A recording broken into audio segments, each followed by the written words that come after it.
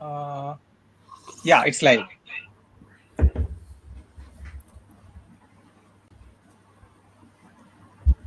Okay, I can't see from my link, but so hi everyone. My name is Rishikesh. I am a PhD research scholar in Humanities and Social Sciences Department of IIT Bombay, and we are here today for a webinar on the topic navigating and democratizing the Savarna media. And we have with us to give this talk Professor Ravikant Kisna, who is also popularly known as the Buffalo Intellectual. Uh, I'll briefly introduce Professor Kisna first. Then I'll briefly tell about what this concept was, and then Professor Kisna will start his talk. So, Professor Ravikant Kisna is the Assistant Dean, Academic Affairs, and Associate Professor at Voxen University, Hyderabad. His expertise lies in cultural studies and ethnographic research grounded in critical caste studies. In addition to academic research and publications, his work is also available in public media and well known online platforms. He has taught previously at Flame University Pune and IIM Kozhikode. Professor Kisna is also known for his podcast, Mind Your Buffalo, and he has been writing in a lot of media platforms about various things. We have been reading his work since a long time. Also, he was doing a very popular stand-up show, the Mind Your Buffalo live show, and some of us had met him in one of his shows, and we saw him talking about his own experiences in Savarna academia. So the so-called academia is still very steeply dominated by the upper castes. APPSC RTIs and a lot of other information sources as well have been pointing this out that Savarna representation is very disproportionately high, whereas SC, ST, OBCs are not represented in the faculty positions and PhD positions. Even for those who have made it to the academia, we can see the field is very tedious to survive. Even for faculty members and PhD scholars, there is a sense of insecurity always, or a sense of yes, where they continuously feel that they have to justify their presence in the academic universe. So we thought that also recently when the IIT Bombay convocation ceremony was done, some of the scholars who passed out, they expressed this feeling that being in a premier institute and coming from SC, ST, OBC communities, they find it hard to continue and survive and thrive in the academic sphere. And that is the purpose of this webinar, to think about what collectively can be done to navigate the academic sphere and to democratize it better. So, yeah, Professor Kisna will start his talk now. Sir, 40 minutes of your talk, and then we can take questions and answers. Over to you. Also, thank you very much for accepting our invitation and coming here. Thank you, Rushikesh, and the Ambedkar Periyar Phule Study Circle team for calling me. Jai Bhim to everybody. My name's Ravikant Kisana. Kisana is a difficult name to pronounce. People get it wrong. So, like, just for the record, it's Kisana, not Kisna. Thank you for this very important topic. I've been following the work of Ambedkar Periyar Phule Study Circle for a while. What a lot of important interventions in terms of getting the RTIs done and getting the information out in terms of what the exact representation is in terms of not just faculty but like PhD admissions in these programs, and very shocking numbers. If this was a civilized society, it would have created a furor in media. It would have created a outrage in the parliament, national academics at a very high level, policy discussions would have been happening, IITs would have been convening urgent meetings, but none of that has actually truly happened. What that leads one to think is that this crisis, or this sort of a dysfunctionality, is actually by design. So this is dysfunctionality not due to inefficiency or ignorance of a system, because if a system is inefficient, you can make it efficient by getting efficiency people in. If a system is dysfunctional, you can make it functional by areas of improvement. But if a system is dysfunctionable by design, if the intent is to keep it broken in a certain way, then you can't improve it. Then there'll be no crisis, there'll be no alarm, there'll be no outrage, no such thing. And that's a situation that we are kind of seeing over and over again. So today's talk, broadly speaking, is navigating, on idea of navigating Savarna academia. And I just want to write at the outset, say a few things. The word Savarna itself is a bit of an umbrella catch-all term. What we mean by Savarna is broadly Brahminical academia. Let's be very clear about it. There's other elements to it. So, Khatri, Kayast, Banya, all of these other communities, they have their own little like touch to it. But broadly speaking, especially in academia, in knowledge production, the impetus is extremely Brahminical. The anthropology is Brahminical. So it is Brahminical academia, which we are calling Savarna academia, mainly because the only other groups that it sort of makes space for are these Dwij Savarna groups, like the castes coming from the top three varnas, of the pyramid in that sense. And when I say that this is dysfunctional by design, we also have to understand why that dysfunctionality exists. To understand that, because my time is limited, I'll just give a very brief context. And I often talk about it in many of my talks. You have to look at how higher education in independent India was set up. Like India had an opportunity in 1947 to create a very democratic and inclusive higher academia where it could uplift marginalized or historically excluded populations into the fold. And that is a policy that we actively tried to avoid. And if you look at the manner in which, especially the creation of the IITs, the creation of IIMs, and then, even institutions like the law universities, institutions like,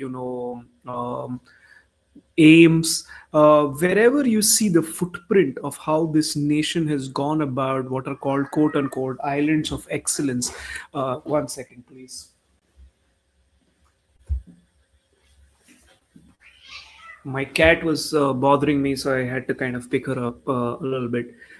Sorry. So just continuing from where I was, is that the nature of these institutions, which we are calling islands of excellence, begs a question: how were these islands built?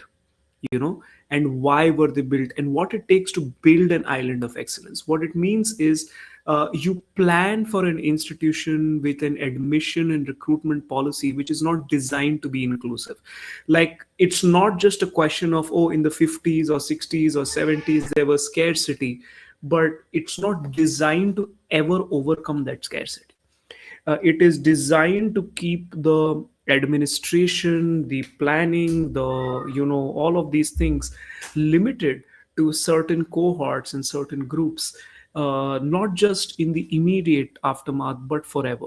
So there is very little attempt made to kind of, and there's never actually, little attempt is wrongly putting it. No attempt is made to try and look at the DNA of these institutions, these big central universities, the JNUs and the, of course, I mentioned the IITs and IIMs, they're kept as very small gate kept institutions. Um, so we have to understand why this is important. Dr. Babasaheb Ambedkar tells us, and I think one of his sharpest commentaries about nationalism, to understand nationhood in South Asia. I think this is mandatory reading, and I'm always surprised that political science students or even otherwise, like people are not taught this. Like you have to discover this on your own. What he said was that every caste is a nation unto itself. So what that means is if there are about 4,000, 5,000 castes in South Asia, these are 4,000, 5,000 nations which are stacked on top of each other, right? This gives a different paradigm to what a nation is. It's not an ethnic project in South Asia. It's not a any other form. It's 4,000 nations stacked on top of each other, and they inhabit the same geography, and they're part of the same political economy, but like through very neat segregation and division.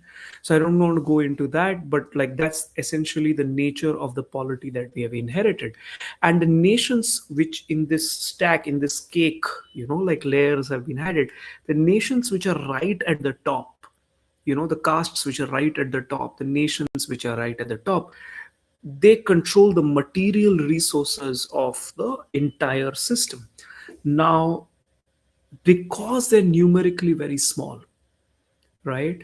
So these Savarna, Dvij Savarna groups at the top, or if you call each of them a nation in itself, these like top, 50, 70 nations, they're aligned. Their interests are more or less aligned with each other. And they operate very often in very complementary ways. So these layers right at the top, they have to create instinctively institutions which are gate kept because they're so small in number. So even if they just fling the door open, if they just open the doors, just the mass of humanity that is outside, even if 2-3% of them are talented or can somehow overcome challenges set by social demographic barriers, the mass of humanity is so big that if you just open the doors and like remove these artificial barriers, they will just sweep aside these groups at the top. So you can't ever create institutions in India as long as these groups are in power. You will not create institutions where the entry barrier is not artificially kept up. Hence I mentioned it's dysfunctional by design. That dysfunctionality is very useful for those castes on the top or those nations on the top. Their national interest is different from a larger, different kind of national interest, assuming every caste is a nation unto itself. And I think that analysis is very valid. So what it does is what we call Indian academia is then, I don't know how Indian that Indian academia is in terms of its classification. What it is a form of Savarna or Brahminical academia because it is their academia. We accidentally end up there sometimes. We are tourists in their world. Okay, so with that in mind, like any good tourist, um, if you're a tourist and you're going to a different country, you're often given do's and don'ts, or things to watch out for. Like, if you go to UK or Europe, don't do this or do this or whatever, so kind of like that, navigating Savarna academia, some do's and don'ts and some sights and sounds that you have to kind of prepare for, which unfortunately a lot of first generation learners from marginalized communities, SC, ST, OBCs, are not aware of. As a result, they struggle in these places. So, what are these? Like the first thing, I want to talk about three main things. The first thing that I kind of want to talk about, there's a lot of research on um, the classroom experience itself.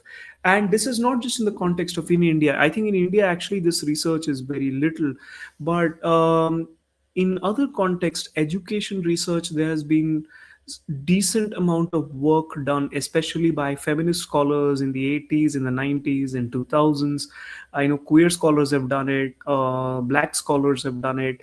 Basically what they're doing is they're trying to make a point about how, if a student or a scholar is from a particular marginalized or neglected background, they find the classroom experience to be hostile, even if the classroom is not outrightly trying to pick on you. It appears like a hostile experience. And this is very important because even in the case of caste, what tends to happen is, I worked with a lot of first generation learners, and I am also familiar with a lot of well meaning Savarna academics, right? So who want to do better, okay, who want to kind of like, I'm not even talking about the bigoted ones which are there. Like there'll be a certain kind of professor who wants to come into the classroom and who will immediately be like, oh, you're a reservation student and I will treat you differently. That I'm not even talking about for a minute. You move them aside. I'm talking about the other professors who think they're doing a good job. Even their classroom is fundamentally like, it's a chilly atmosphere, it's a hostile atmosphere. And part of the reason has to do with the fact that these people truly don't understand that the very spatial reality of the classroom or the institution is hostile, because it was not designed for us, it was designed to keep us out. So when we reach there, uh, there's a whole bunch of adjustments we need to make, right? First of all, like just the introduction to the campus. Now I think Ambedkarite groups in many top central universities, institutions of higher learning, have started doing a good job of, like, for the last many years, of initiating, orienting, and kind of giving you a safe space when you enter these institutions, where you feel a little welcome and you feel like, okay, I'm not entirely on my own. But if you go back 15, 20 years ago, I'm assuming the classroom environment is extremely different. You enter an institution, everything about it feels alien. It's scale.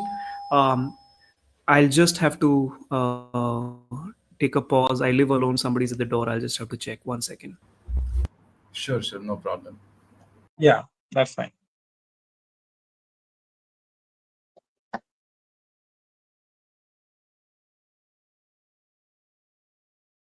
So the webinar will continue after Professor joins back.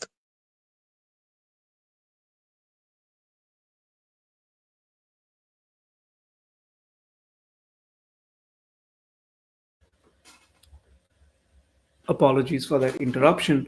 What I was saying is that, broadly speaking, what tends to happen is just everything about the institution becomes a bit of a hostile experience for somebody walking in. Just the scale of the institution. You've taken somebody from a background where they're not used to seeing massive, infrastructural projects, which itself begins to raise the question: why has nobody thought that uh, like architecture has to be at that grand level? Why do these 800 crore campuses in one place? Why not disaggregate the campus? Why not, like, I'm not saying that's a fix or that's a solution. I'm just saying there has never been this debate. The idea has just always been, oh, we'll just do these grand things. So the grandness of it, the scale of it, without any sort of mechanism to kind of soft launch students into this. You bring them in and you put them in, so they're almost at the deep end. So just the spatial experience, like a lot of first generation learners, when I speak to them who go to like some big campus, they're like, I do a lot of narrative qualitative interviews. So there's a common theme that comes. They have very vivid memories of their first few days on the campus. They're just like overwhelmed by the scale of it. And that is very quickly something that becomes a feeling of am I like there's this imposter syndrome, like can I even do this?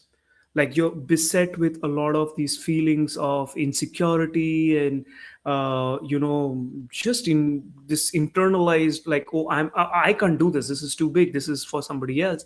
So there is very little in the sense of the institution, even from its very brick and mortar, which kind of welcomes a person.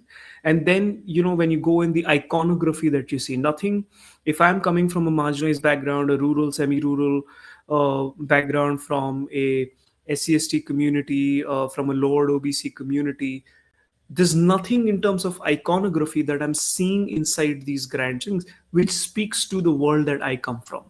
So even the aesthetic of it is very alien. So right out of the gate, that's a challenge. And then I enter the classroom. Almost every marginalized student that I've spoken to about the experience of entering a top university has a very vivid story about their first lecture on the first day, because it usually involves some professor coming and speaking in like very, like the kind of English I'm talking in right now, very or even better than like what I'm talking right now, like very smooth, very academic and da da da da da. But I'm trying to have a conversation, they are not trying to have a conversation, they are giving like big bombastic speeches. And there'll be some students in the class, like out of a class of 40, 50 or whatever, there'll be like 5 or 6 people who also speak that language. And when I say language, I just don't mean English. If you've reached a higher education at that level, you know that much English, you can read that much, you can, the English reading and comprehension is not the problem. I always say English is a performance. In South Asia, in India, English is a performance. It is a performance, it is an aesthetic performance to filter out caste. So it's not enough to know English. It is not enough to read English or write your exam in English. You have to perform English aesthetics. What that means is you must know the correct inflection, the language must come naturally to you, and it comes naturally to you because you've grown up in homes where intergenerationally English is spoken, or schools where specifically, and India has a tradition of this. Actually, you go back like 60, 70 years also, people are like, Savarnas are trying to admit their children to missionary schools or Christian, these schools, so that their English improves, because instinctively it's a colonial extension that they have brought in, because it worked as a very good filter. Even in the colonial days, it worked as a very good filter of setting apart class and caste boundaries. So that filter has just remained. So even if you look at right now, the top category of schools is not CBSE, ICSE, it is something called international schools, where they have IB curriculum. Fees is in lakhs. And then a new genre of private colleges have emerged. All this Ashoka University, Flame and all that. If you go to an IB school, international curriculum school, or an Ashoka or a, Kriya, Flame, whatever, the student who's coming there is coming from families where they have intergenerationally spoken English. They're aware of it. Still, if you go into the classroom, in international IB school also, they are mandatorily given written English, spoken English classes, even though these kids can speak really good English, but they are given mandatory courses. They come to college and there will be a special writing program, mandatory course for them. So you're hyper sophisticated teaching English writing and conversation and presentation and academic writing to people who already are very familiar with the language. Because it's not about the language, it's about using the language as a filter to create differentiation from students from marginalized communities who can read the language but are not that sophisticated with its usage. So English has always been used as that filter. So when the teacher comes in the class and starts talking like that, and there are a few students who can keep up with that. For a lot of marginalized students, it's a moment of another, what am I doing here?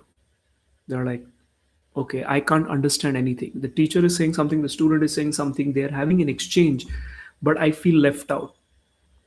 I have been told by many students in their narratives that on the first day of college, all I could remember, all I could respond to was the attendance and my name, because everything else just went over my head. Our students end up developing extremely hardworking techniques. Like, I know students who will record their lecture on their phone, go back home, play it at a slower speed, hear it, and then take notes, because they can't pick it up in the classroom. The immediate environment, the tension is too much. And if the teacher says, hey, you answer a question, being picked out like that becomes like, it's not a very, nobody's inspiring confidence in that level. So the classroom itself becomes very hostile. The nature of assignments becomes very hostile, especially if you're in social sciences or something like that, because teacher will come and first week will be do a big book review. I've studied from a ZP Jila Parishad school or a rule. I don't know what a book review is. I don't know what a report is.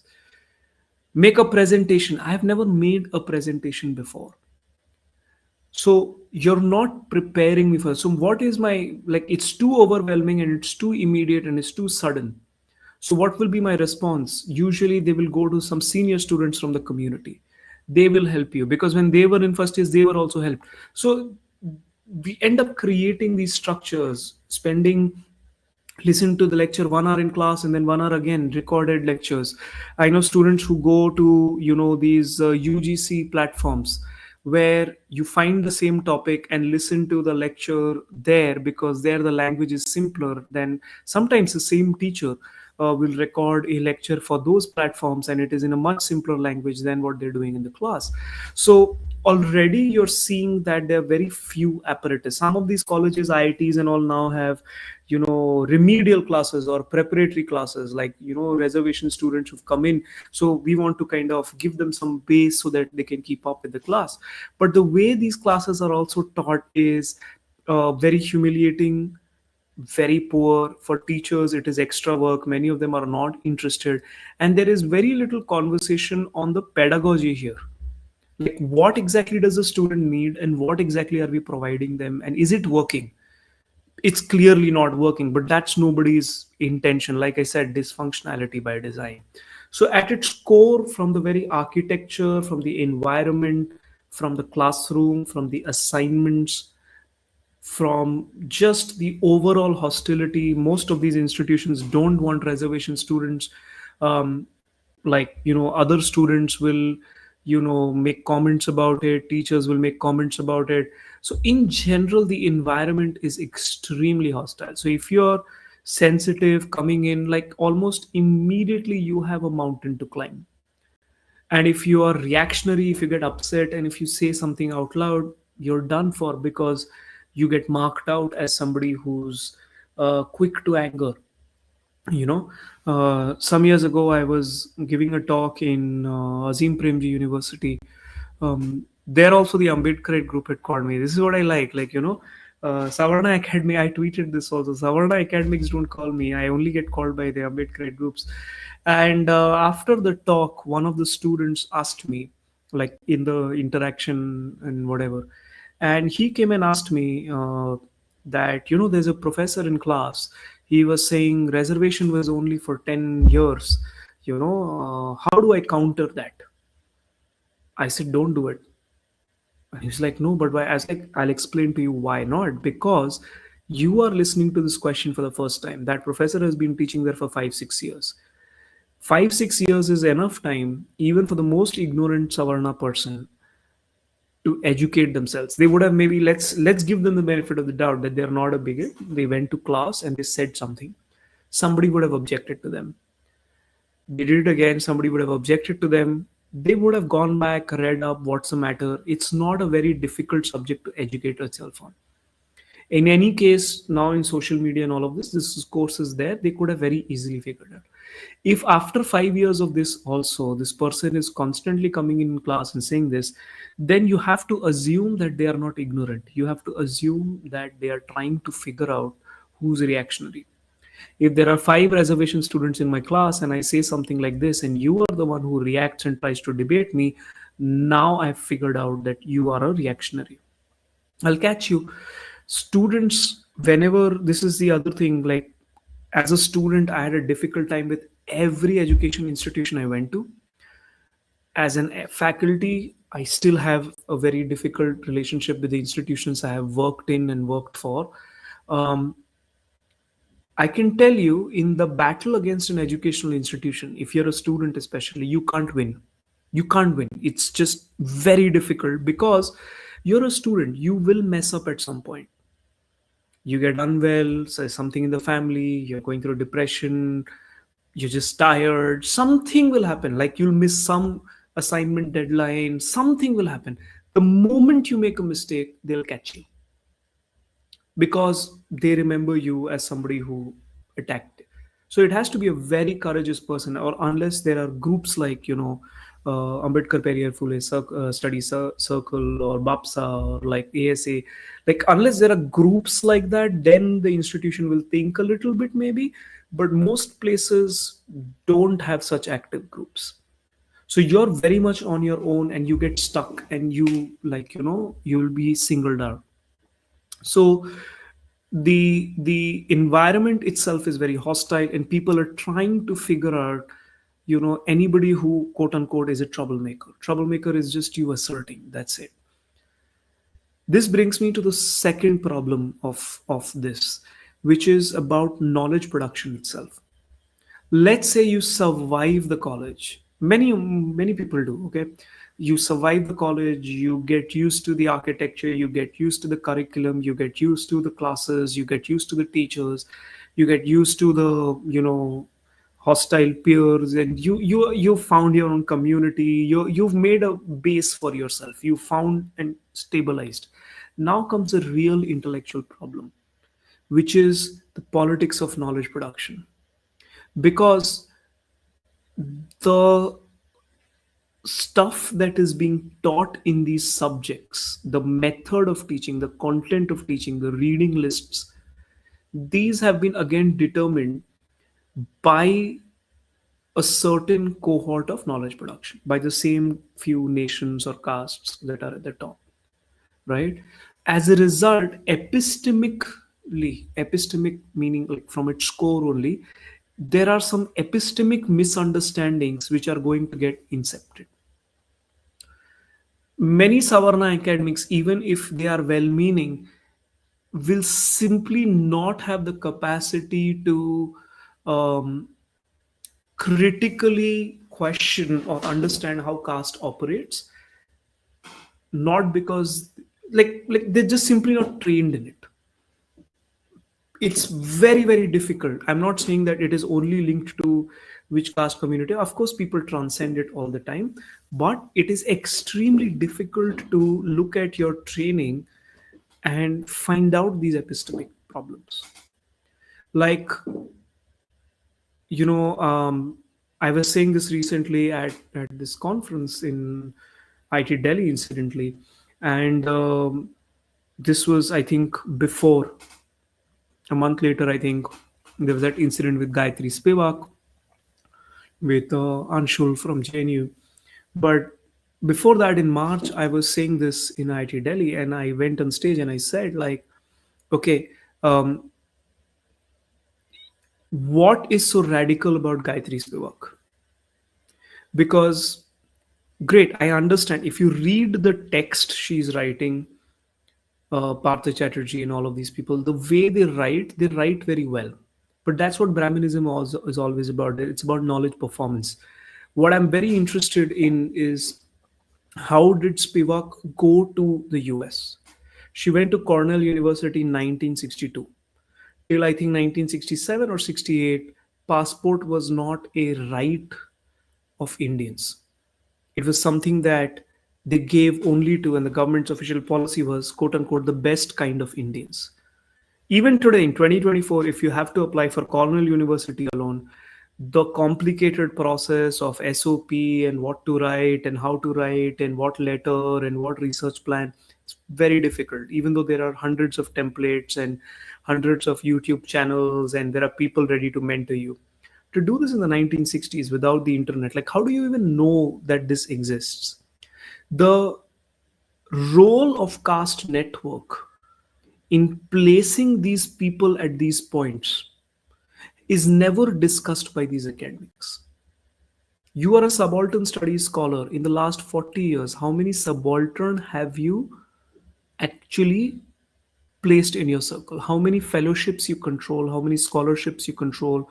How many professional academic associations and bodies you sit on? How many chairs you control? How many PhDs have you created? How many book contracts and researches, grants that you control? And in that, over the last 40 years, how many people have you made space for? And if the answer is not, like, if you can't find enough numbers of marginalized people in that, then can I ask the question, if you're truly radical, or if you're truly like, should I not, like, great, I should read your written text because the written text is very powerful, but should I also not along with this be told the material reality of how you have built this body of knowledge? Both need to be put together. But in Savarna academia, the material element of this will never be touched. So it gives you only the one-sided, like how these people perform, what they write, what they say, which of course is powerful and should be studied, but what is the context in the background of how this was created? Who are you? How did you get into these places? How did you get placed in these places? Right? Is a very important question. It puts your scholarship into context. Without that, I have no way of making sense of whether you're somebody I should, cite uncritically, build my view of world of gender politics, of queer politics, of class politics, of leftist politics, of environmental politics, of any kind of of literature, of culture, of cinema, of any kind of paradigm. My worldview is mediated by such scholars whose material reality we have not studied at all. In fact, you can't study it. If you try to say as much as I'm just trying to, as much as hint as what I'm saying, all hell will break loose. Savarna academics will start being like, how can you question this person? How can you question? Like this, Ranajit ko, how can you, like they'll immediately become, they'll start foaming at their mouth. It's like you've personally cursed their gods, which I find very funny. So I always do it. But what I mean by this is that you are listening to their worldview, and that's being taught in the classroom as a formative worldview. And it's not mediated by the material context in which that worldview was created. As a result, when a first generation person, I go there, I am anyways disconnected from my own community, my own background, my own neighborhood, my own gaon, my own mohalla. And I'm in your classroom, and in your classroom, you're teaching me these people without their material context. As a result, my worldview gets mediated without context. So it becomes very difficult sometimes also, to kind of have a conversation about some of these topics, because a lot of the scholars, they have to, like, they'll do it, and then like years later, it will take them years to unpack some of the things that they had internalized. And I know many scholars, myself included, have had to go through this painful journey. So it doesn't just end in college, it's also after college, and you're like, oh, okay, like I saw the world like that in college, and over time I figured out, like with my own lived experiences, that these are incompatible. So that's an extra layer of painful unlearning that you have to do, which takes years and years. Some people It takes a lifetime. So that's another element of the Savarna academia. If you're not careful about, you epistemically internalize these things. And the last part, which actually I've kind of already hinted at towards before, is and I'll briefly speak because I think I was asked to speak for 40 minutes. I'm just about touching that time. So I'll take 5 minutes and wrap this up. The last part I want to talk about is conflict. Is what happens is when this epistemic knowledge production challenge hits you in the face, when the classroom, the infrastructure, the culture, the paradigm, when all of that hits and you push back, right? Then it creates friction within the system because the system is not meant for that. It's not meant for discussion or dialogue. It's meant for submission. It's meant to exclude you and me. So when that conflict arises, uh, it manifests in many ways. Not every such conflict is externally directed. So most students, most scholars, that friction, that conflict becomes internal. I will try to say something in class or to a colleague or to a friend or to a classmate, and they will push back. And it's not just one person saying that to me, because behind that one person is the weight of the entire institution and the entire ethos, and the entire paradigm. And I'll very quickly feel very crushed. So you take it internalized.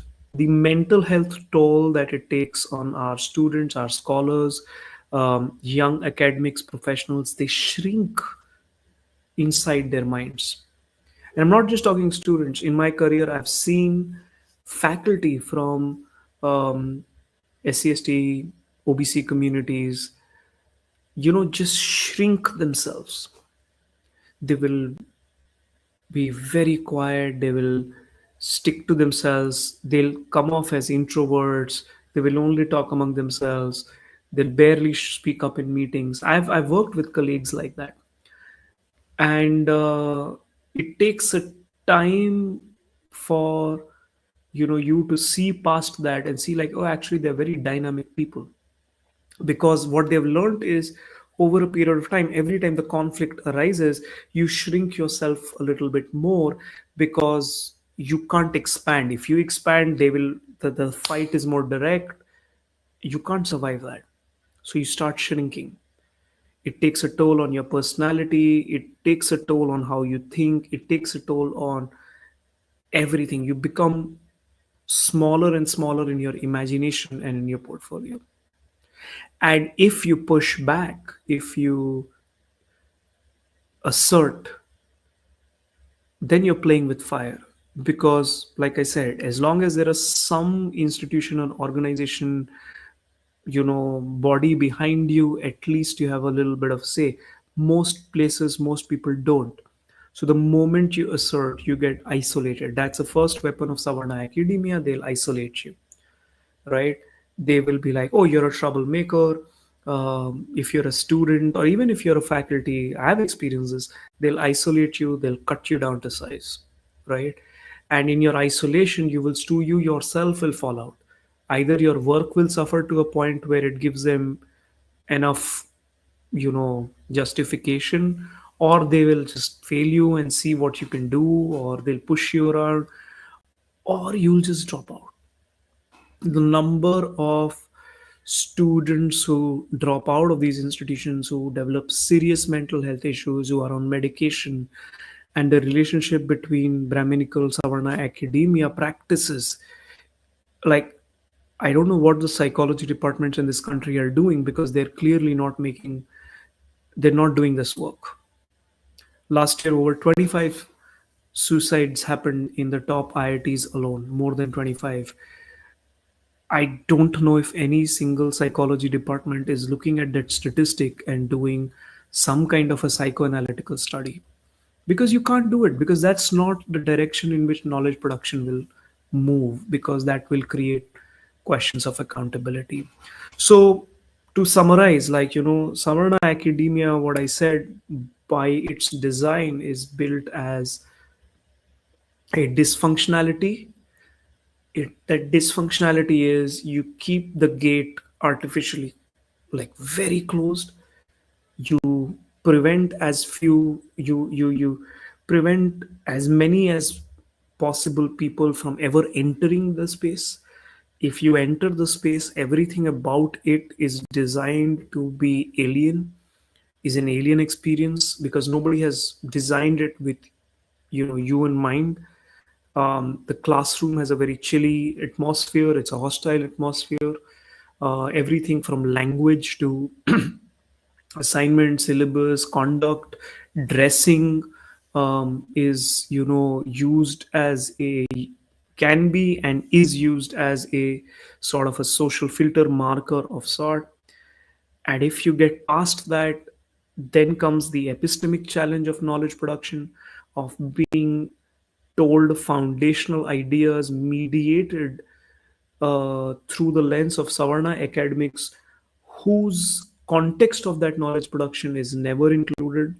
I had done this research. It's a research paper we published where we interviewed some professors who work in law and social work, and it was in the context of women's prisons.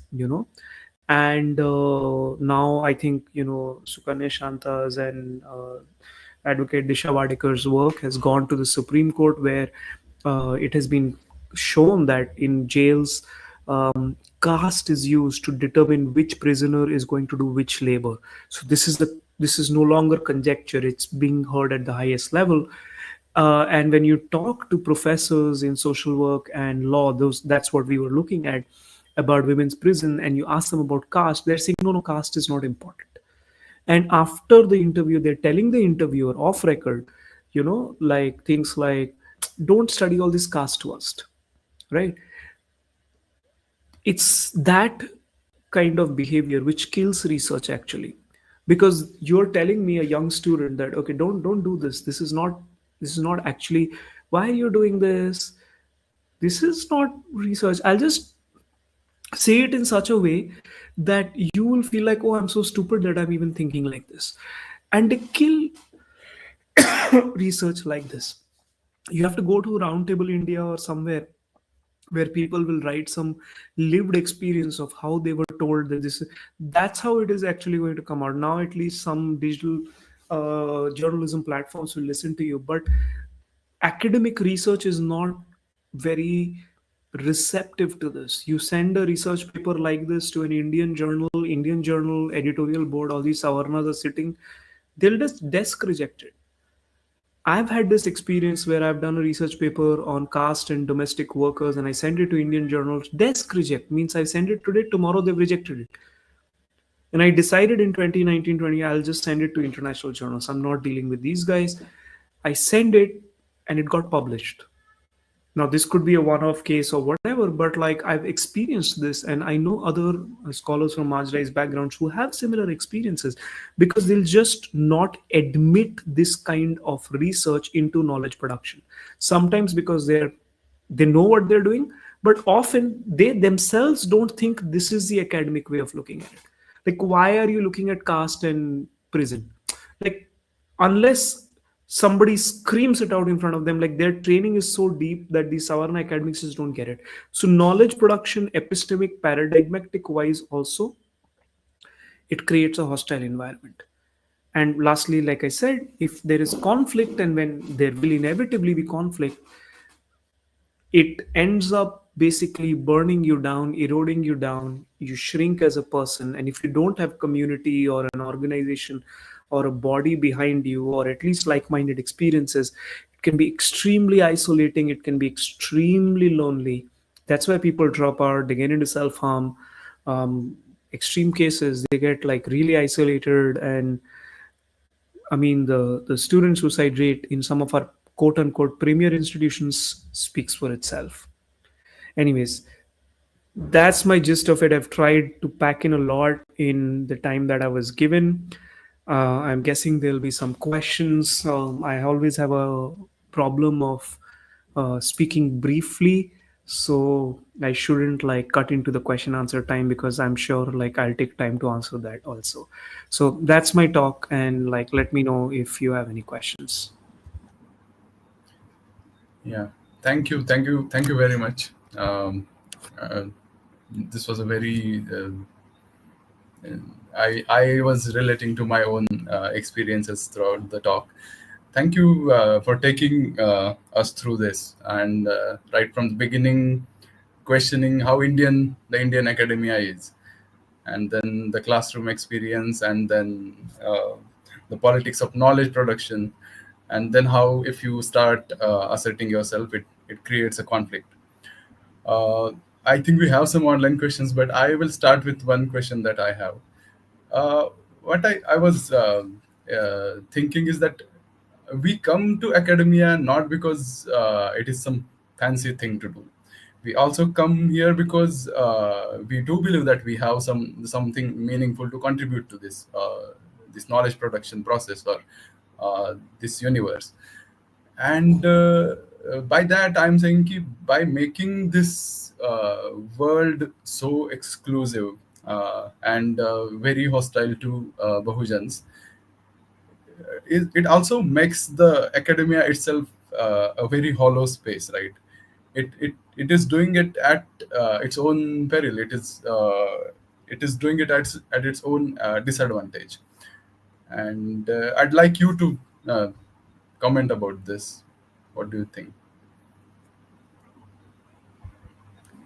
No, I agree with you. At least I feel that there is so much epistemic mediocrity in Indian academia, and I'll talk about social sciences in particular, that it is astounding that these so called premier institutions and top universities have created such a poor collective body of knowledge.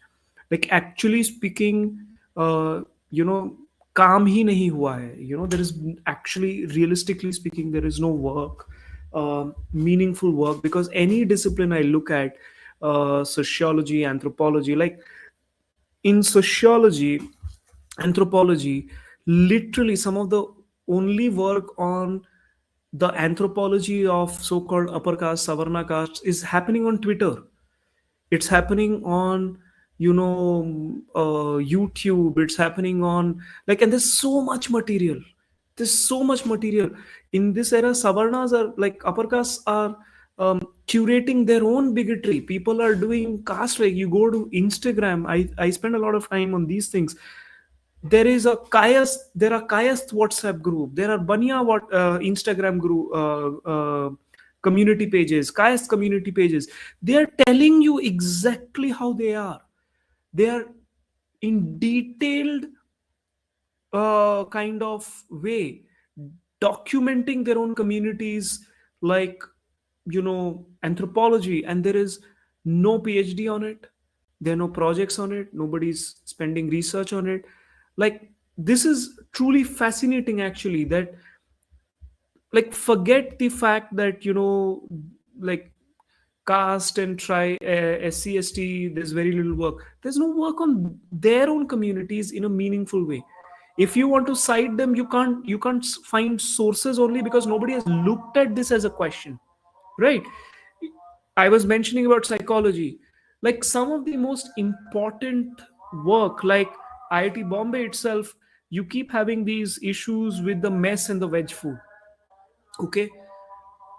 Now, people who are raised in, like, these very conservative Brahminical Banya households, with, like, these Jain Banyas with a very virulent vegetarianism, if you put a plate of chicken in front of that person will actually become nauseous. It's not an act. They actually have a psychosomatic reaction. They'll palpitate, like the association of smell. I know so many of these, Jain Banya, militant vegetarian people who will be like, I can smell egg, in things. So they're not lying. The psychosomatic reaction is so deep. Where is the psychology work on this?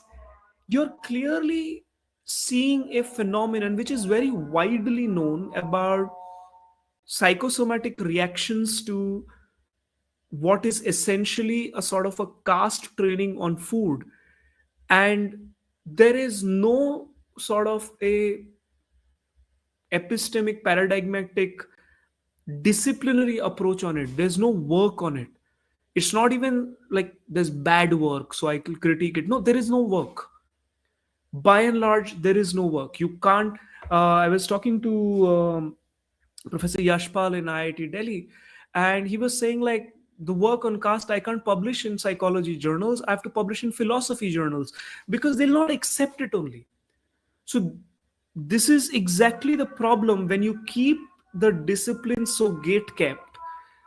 It creates a massive stagnation. It creates a massive inefficiency from the point of view of innovation and knowledge creation within the domain itself. Indian academia is extremely poor. If I have to be very critical about it, is extremely poor. And it's not surprising because caste is not a system which is built for innovation. It's not a sociological system which is built for innovating new ideas. It is built for one thing and one thing only, which is stability and status quo. So the group of people who were in power in Indian academia in the 1960s, it is more or less that same group which is in power in 2024. JNU was created in the 60s. Ashoka was created in 2008, 9, 10 or whatever. Despite all these changes, globalization, liberalization, internet, whatever, that group has been in power. That's what caste is designed. That's status quo. Like IIT Madras is still IIT Madras. IIT Bombay will still be IIT Bombay. IIT Delhi will still be IIT Delhi, whatever that means. It's not coming from a point of, it's in fact that's why it's premier. That's why IIT used to be premier. That's why Ashoka is premier. Not because the research work is fantastic, it's because a certain group goes there and that status quo is maintained. So, yeah, I don't know if I responded to what you were saying, that yes, it is pretty bad. And why is it like that? Well, I think you know the answer. This is dysfunctionality by design. It is our mistake. We assume that Indian academia or Savarna academia is interested in disciplinary innovation. They're not. They're not. They're interested in getting their own kind of people and maintaining that status quo. That's what it always has been. Right. Yeah. Thank you. Let's see if we have some online questions. Pranav, do we have some questions? Yeah. Yeah, we have some questions in the YouTube chat. I think I will read it one after the other. So the first question is from Bharat Gujar. He is asking, thank you, sir, for the cathartic talk. My one question is how not to feel the imposter syndrome based on language, knowledge, and articulation.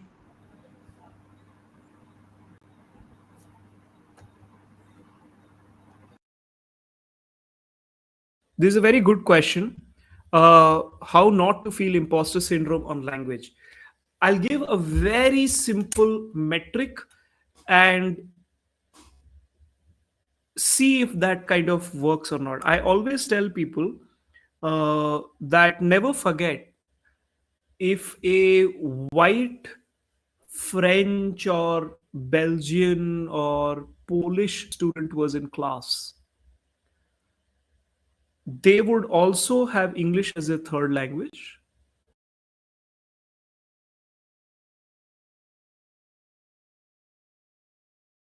Yes. Right. Okay. So I was just making a point about the way in which the bad English of a white European student will be responded to, and the way it will be responded to by somebody from a SCST, OBC, first generation background. When they speak, in many cases, your English, my English will be better than some of these students, because for them, English is not their first language. They're more used to speaking in German or French or Belgian or whatever, Dutch. But they are given a cultural pass. It's completely fine if they make bad mistakes. In fact, it is cute or endearing. But when we do it, it's considered like a big mistake or a social stigma. So important thing for us to understand is, it is absolutely not about language. So the imposter syndrome is, you have to flip it. The imposter syndrome is not ours. We are being made to feel that you are not of a quality, you're not welcome, you're not up to the mark. And we are told it's because your English is not good, your scholarship is not good, and so on. But if you change the variable with race and nationality, then the same level of performance is acceptable, even welcome. So with that in mind, like every time you feel like that, and just say, like, if I was a foreign exchange student from one of these countries, Netherlands or whatever, with this level of performance, would it be acceptable? And most cases the answer will be yes. In which case it's important to locate that feeling into who is projecting this onto you. What exactly is making you feel this way?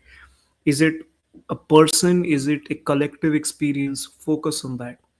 That's the only way around it. You have to constantly work to reorient your mind and try and catch these, because in a university environment 20 such things will be acting on you at all times.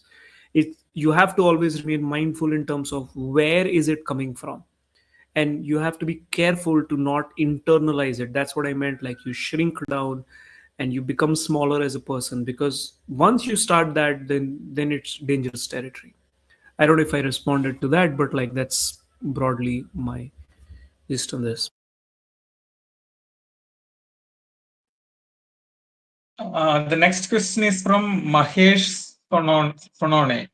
How can we see the Indian academia, Brahminical academia versus colonialistic academia, or the Brahminical academia and colonialistic academia against the marginalized sections? And what is indigenous to fight against Brahminical and colonialistic academia? Okay, so I think one of the major challenges has been that Brahmin academia has framed colonial academia as a sort of enemy, which is what the big Brahmin scholars and Savarna scholars have done abroad also. And it suited them because they go to Western universities and they say, okay, we are post colonial, you are colonial. What it allows for them is that they've created their own little academic jagirs there. They will create a South Asian studies department and then fill it with all other Brahmins and castes, and they'll say we are post-colonial, you're colonial. So this colonial post-colonial binary is very useful to Brahmin Savarna academics. I am not very convinced that what we call colonial academia is against, you know, Ambedkarite academia, because very clearly some element of, again, when you say colonial, what colonial do you mean, and so on and so forth. There's a late 19th century and early 20th century, right up till mid late 20th century, what we call Western academia, especially in the US, Western Europe, there is this move towards a scientific rationality and eventually towards some form of social justice and inclusion and diversity in education, especially in the post Second World War period. Which is why it's not surprising that some of the biggest anti colonial movements took place in the West, by students, was organized by students coming out from Western universities. So the anti-Vietnam War protests in the US, the student protests in France against, like, the Algerian Civil War, and the idea of France wanting to reassert its empire. It is young French students who come out and say, like, look, we don't want all this. So there is some epistemic strain in post-war Western academia, which responds to all this. I'm not trying to glorify the West in no circumstances. Like, there is a lot of blood and a lot of death in that space also. I'm merely saying that, you know, advances or conversations in Black academia, in queer politics, in feminist politics emerged from these centers because there was clearly something epistemic in that sort of an academic environment where these conversations were allowed to kind of germinate and to an extent even influence and take over certain university structures. And it is exactly that these Brahmin academics made use of in creating their subaltern studies and South Asian studies cohorts. This is exactly what they benefited from, but they used this against white academia. But in India or in South Asia, they have operated exactly like gatekeepers of that. So this binary of Brahmin academia is good or colonial academia is bad, I think if we look at the historical process, it is sort of embedded in each other. And I feel that there are more possibilities in Western academia, despite all its flaws, than Brahmin academia, because we clearly see, you can see some SC/ST OBC scholars going abroad and doing great work and from Western institutions, and being able to give voice to some of this. That has not happened here. IITs have not created a scholarship of that level. They are not designed to do it. So whenever all of these, Partha Chatterjees and all of these people start talking about or they're basically now they're old, so they're minions who are now big, they'll be like, oh, colonial scholar, white man's burden. Shut up. Like, what have you done? What academic training are you overseeing? So I have very little patience with Savarna academics trying to make a big villain out of colonial academia, because Savarna academia is a creation and extension of that coloniality, while the colonial academia itself has undergone major paradigmatic challenges in the last 70 years. And that is, while they are undergoing those challenges, Savarna academia has become an extension of exact same coloniality. So what the hell are we talking about? So we have to be very clear about the possibilities thereof. Even when we go into the West, it's not like they also accept us with open arms. They don't truly care about caste. They don't understand it. There's a lot of limitations there. They also are deeply racist and Islamophobic, and they have their own problems, right? But we have to be careful that we don't let Savarnas set the debate for us in this context, because this is one of their holy cows. If tomorrow you start problematizing and framing Savarna academia as an extension of coloniality, then a lot of important Savarna academic legends fall. Their legend will fall. So this is one of their holy cows, academically speaking. They'll not let you touch it, right? They will say Jai Bhim here and there. They will say Dalit Lives Matter here and there. They will even take now one or two PhD students from the community, but you can't challenge the epistemic base of this, because that whole premise is based on this idea that coloniality bad and post-coloniality good. The fact that these are extensions of each other and there are deviations thereof, and based on where you look, that they will not let you touch. I don't know if I've responded, but that's my short answer. I can talk on this for hours, but in the interest of time. There are few more questions. How many more questions can we take? So depending on the time and your availability. We can take one or two more questions. Yeah. So the next question is by Ritik Shah. No. Pokraj Roy. The US has had historically black colleges. Could India, or does it have historically Dalit, Bahujan, Adivasi college or education institutions? Hi, Pokraj is a regular follower of mine. Yes, US has some black colleges, but again, this is where historicity is very important. Why those colleges were created and how they operate and what's the basis of that. if you look at India, there have been attempts to kind of create, you know, colleges by marginalized communities. And by and large, those experiments have all failed. Like when Mayawati was also the chief minister of UP, she created colleges, Dr. Babasaheb Ambedkar colleges, and there are many institutions which have been created by the community, and sort of like with the idea that these should be our spaces. Most of them have not succeeded because of the simple fact, once you create an institution, you create the building, you create the college, but who's going to run it? Sooner or later, eventually, the administration of these institutions end up being taken over by Brahmins, by Savarnas. So then the college will just remain Dr. Babasaheb Ambedkar College. Like his name will be there, but inside it will become completely a Brahminized entity, sometimes even more Brahminical than the other colleges.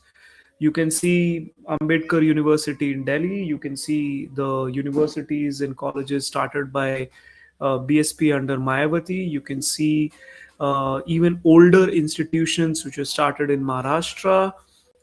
You can see the same pattern play out like in there are like in many parts of India, in small towns, there is small colleges which are started.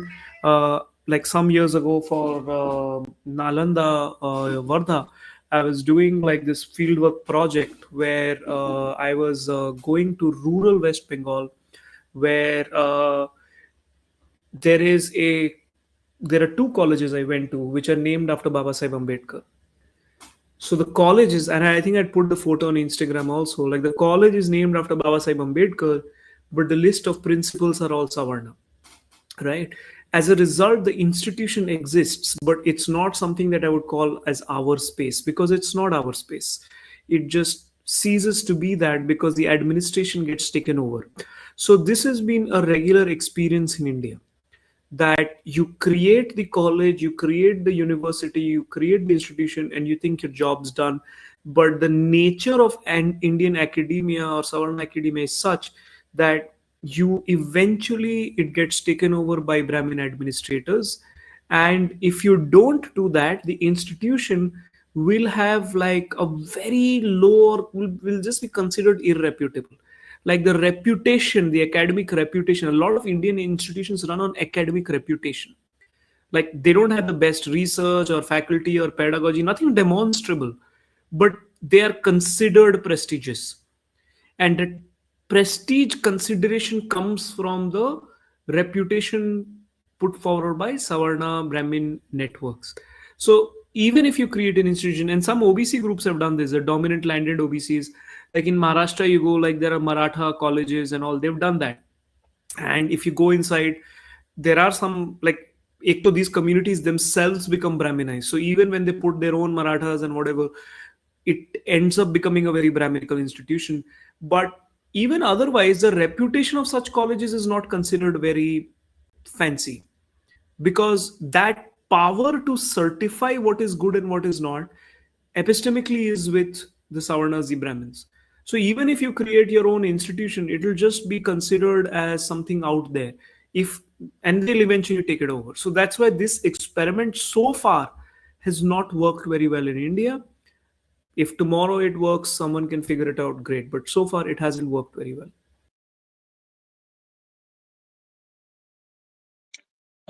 Another, I think it's most like asking you to comment on this. Justin Jose, I am a lecturer at a British university. Most other Indian colleagues at UK universities are upper caste Hindus. These are the same people who cry victimhood and DEI. I think diversity, equity, and inclusion in the West. This is why you need to study the anthropology of Savarnas. Like I said, one of the great academic scams that upper caste Savarna Brahmins have perpetuated in the West is they've played a double game. academically speaking. On one side, they have gone to the white academia, white institution, white nation, white power structures, and said, we are colonized, we are from the marginalized community, we are from the colonized, we are from the oppressed world. So you have to give us space because you guys have been very naughty. You guys went around the world, building empires and annexing entire people. You guys have been very naughty. So now you have to do some justice. So you give us space because people like us come from the colony. So there they claim that. But what they never tell that in that conversation, that back home, you are not the marginalized, you're the oppressor.